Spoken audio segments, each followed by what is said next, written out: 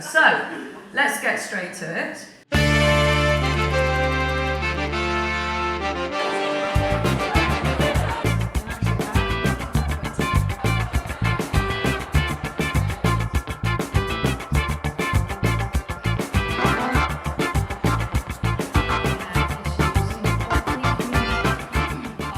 The role of digital media and the way women are perceived, I think there's two things really. It feels to me like it's a bit of both a blessing and a curse.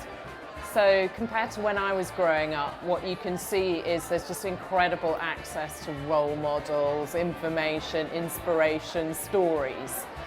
When I was growing up, you know, you had your mum on one side and Maggie Thatcher on the other side and not a lot else in between. So that's the really great side of it. Obviously, you know, the downside of it, the dark side, is I think the abuse that women get. It is a spectacularly useful and helpful channel for women to get their message across. I think there are all sorts of campaigning groups, for example, that have really capitalised on the opportunities brought about by digital media. So if you look at campaigns like, you know, No More Page 3 or Everyday Sexism, you know, those kind of groups, they just simply wouldn't have been able to get that amount of traction so quickly in the days before digital media. So I think there's a real, you know, opportunity. Digital media is all about new growth and is all about experimenting with new projects and new businesses. So I actually think it's about what you want to do rather than what your gender is. I think advertising, again, can either reflect what's going on in culture, or you can say actually it should really shape it a bit more and shape it for the good. And I think we've almost seen a tipping point over the last sort of year and a half. I mean, there's always been things like Dove, but the work we've done on Pan 10, the Shine Strong campaign, the Sport England work, there's Always Like a Girl.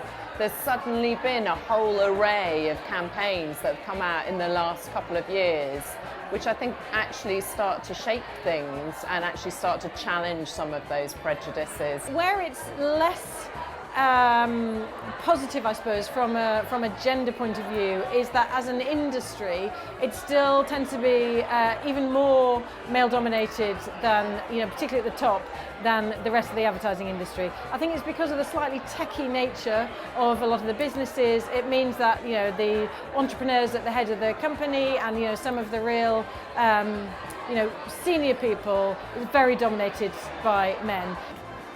It's so fast moving. It's about who keeps up and who's engaged and who has a vision to do something. So actually for women, it's about that vision and that energy and harnessing that energy to do something. The brilliant thing about digital media is it gives everyone a platform and it gives everyone access to stories and inspiration that wasn't there before. I think there's a load more that can still be done. I mean, you only have to look at the data to go, there are still big issues with representation of women. So I think actually we have quite a role and a responsibility to shed a bit more light on that.